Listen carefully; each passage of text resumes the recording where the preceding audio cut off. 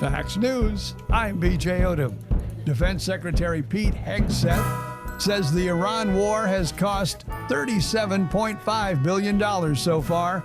Hegseth appeared before the Senate to make a case for President Donald Trump's $87.6 billion supplemental funding request. His opening remarks were interrupted by protesters several times. The supplemental funding request is not a substitute for the president's full $1.5 trillion base budget request. $1.5 trillion. Stop bombing our children in Iran and Palestine. This is illegal. Mr. Secretary, please suspend until order is restored in the hearing room. Senator Patty Murray, Democrat from Washington. This war is now spiraling out of control again. The president is threatening escalation and war crimes and suggesting this could be another forever war. He has told us over 40 times now that a deal is near and the war will be over soon. But now he is asking for $70 billion more, and for us to just trust him, it'll work out fine. Trump is expected to hold a rally outside Detroit on July 27th as early voting gets underway in Michigan's primary election. The White House did not respond to a request for comment. I'm Seth Sutala, and this is Markets in a Minute. More gains for makers of computer chips and other AI winners are carrying Wall Street higher. The S&P 500 rose 0.6% in the first hour of trading Tuesday. The Dow added 325 points, that's about 0.6%. The Nasdaq Composite rose 0.9%. Among chip companies, Micron Technology rose 6.4%. AMD added 5%. The price of Brent crude rose above $90 a barrel as attacks continued in the U.S. war with Iran. That's up from $72 a barrel early this month. Treasury yields rose in the bond market. The yield on the 10-year Treasury climbed to 4.62%. Seth Sutell, New York. This is Fox News. Just the facts every time. President Donald Trump says he'll allow American carriers to resume direct flights to Lebanon more than 40 years after the U.S. suspended that route. Trump is also pledging support for Lebanon following months of conflict between Israel and the Lebanese militant group Hezbollah. During a meeting with Lebanon's leader at the White House, Trump says, "We've done some things that I think the world will take notice. Again, it's been a very badly treated place and country, and we're going to have it properly treated and treated with respect that it deserves." Trump made the flight announcement in a social media post following that meeting. Direct flights between the U.S. and Lebanon were suspended in 1985 by President Ronald Reagan's administration following the hijacking of TWA Flight 847.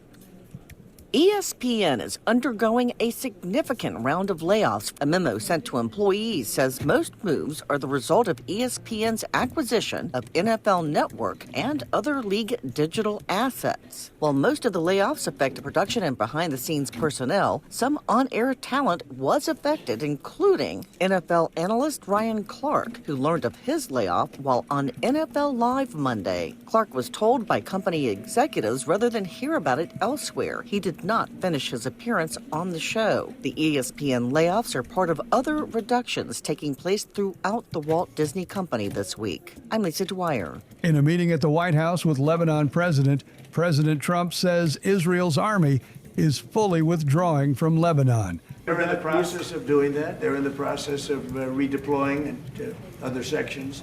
And again, they get along very well. That was a great agreement they signed with Lebanon, and they're redeploying. This is Fox News.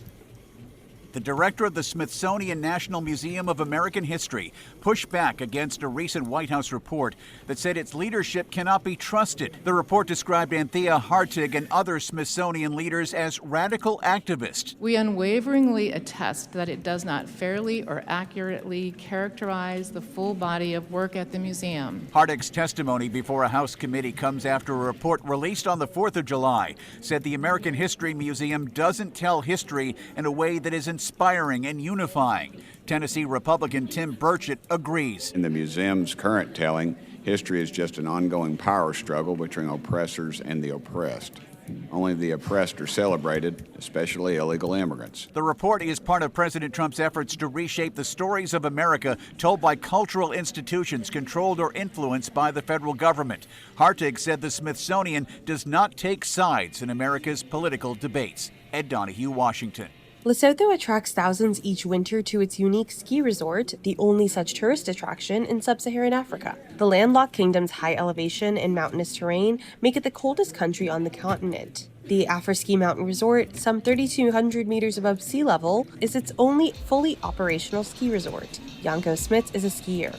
So I've been to Europe and I can tell you that it's totally different. The vibe here is way better, and I think it's honestly, it's such a privilege having it here, because I mean a whole ski trip here, or you can buy a flight ticket to Europe. The majestic snow-covered landscapes are ideal for skiing, for both seasoned and new visitors to enjoy the slopes. Thato Ramafoko is a first-time skier. When you think of the African continent, you don't think about snow, you think about like the sun and the, the Sahara, but like that you can go to all that and also come here and it snows at the same time. The resort's artificial snow machines ensure it stays open throughout the southern hemisphere's winter. I'm Haya Panjwani. Tropical storm Bertha is moving toward the Florida Panhandle and Alabama. National Hurricane Center senior hurricane specialist Felipe Papin. The current forecast basically shows it approaching and then moving inland kind of right along the Louisiana coastline here in about 36 to 48 hours. So we're talking basically Wednesday evening into Thursday morning. And then the track takes it basically right along the Gulf Coast, but during this period it weakens to a tropical depression. There is even some chance the system's just going to completely dissipate before the end of the week as it kind of slides along the Gulf Coast of Louisiana, potentially getting into Texas, producing some heavy rainfall, but expecting a much weaker system when it gets to that area. This is Fax News.